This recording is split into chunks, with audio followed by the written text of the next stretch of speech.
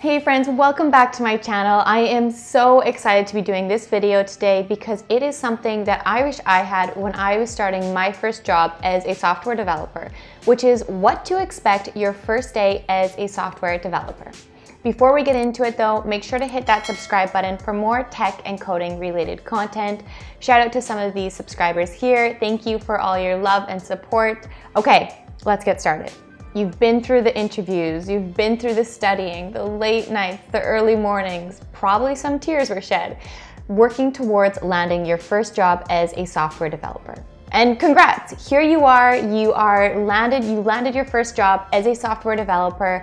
Now comes the next part. What do you expect your first day on the job as a software developer? The nerves from this can be terrifying, can feel overwhelming, and equally as stressful as it felt when you were looking for the job. And although it varies based company to company and the size of company, I want to share with you what to really expect on your first day. And I'm going to be talking not only from my experience, but I also spoke to a ton of other friends who are developers about what their experience was like too. So when I share this with you, it can be accurate as to what exactly to expect on that first day. The first question I often get asked about what to expect on your first day of starting your job is, what do I wear? This is something, no matter who you are, I think crosses our mind, especially in tech. It can be tricky because on one hand, tech can be very casual, t-shirts and jeans. On the other though, how casual do you want to go, especially on your first day? Here's my best advice. If you are starting at a company that is, I would say, medium to large, it doesn't hurt to just directly ask. Whether this be the HR person, the hiring manager, whoever has been your contact throughout the hiring process, just ask what is appropriate to wear. If you are starting at a startup, I wouldn't necessarily even feel the need to ask. I would more so go along of what they wore to the interview. So if your interviewer was in a t-shirt and jeans, maybe don't go that casual your first day, but you also don't need to show up in a tuxedo. And I think the same can go for medium to large. However, from my experience, medium to large size companies, it's always easier just to ask as well. They have people there put in place to help you and support you leading up to your first day. The next question I always get asked is, well, what do I bring? And if the company is not supplying you a computer, bring your computer. And do not forget your charger at home on your first day. And obviously bring a lunch, a water bottle, the basics, a pen, a piece of paper or a notebook, anything really that you could see yourself using throughout the day. But especially on the first day, it's better to be over-prepared than under-prepared. The first day at many companies is really just setting up. I know it's very anticlimactic because you're all excited and you have the nerves running through you. You get there and your morning is spent usually just setting up software. So you get to the office, you get introduced to all your new colleagues, get shown to where you are going to be seated, set up your desk, and by this time it's already mid-morning. A lot of times you will have either onboarding documents to go through or someone sitting next to you to go through them, depending on the size of the company. These onboarding documents will usually entail different softwares that you should download. If you have to download a specific VPN, a code editor, any of the above. Doing all this is expected to take you typically throughout your entire morning till bring you to about lunch.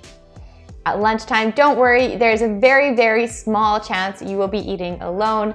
A lot of tech companies always ensure that if someone new started, you will be going out for lunch or all eating together as a team. This is a great way to get to know more of your team members in a more non-formal setting. In the afternoon, it will pretty much be the same as the morning where it's just setting up. I know this is really not that exciting, but your first day, they're really going to schedule is you're not going to be starting to code on your first day. You're not going to be picking up tickets your first day.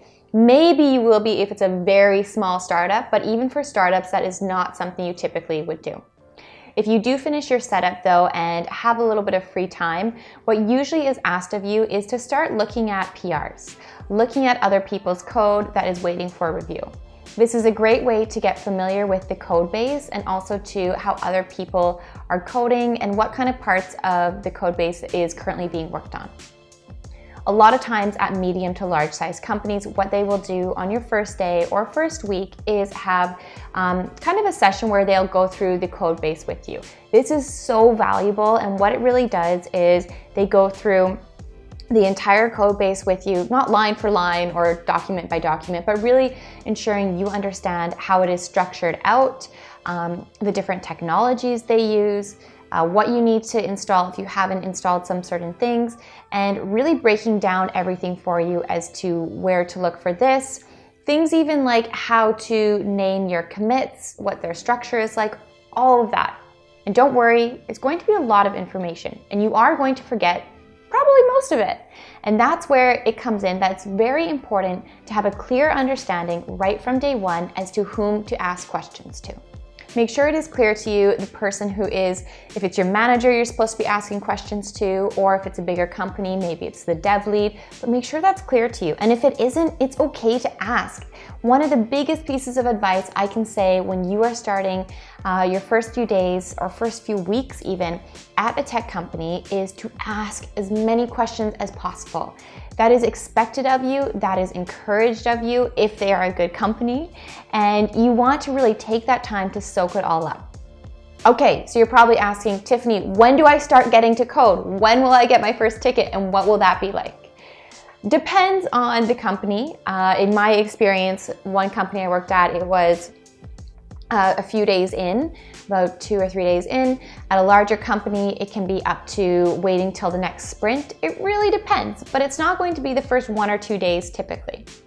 The first ticket that you pick up, what it will entail is it'll be very, very small. If you are someone who is junior or even more mid-tier, they're not going to give you this crazy feature to work on. Most of the time, it will be actually a defect that you are working on.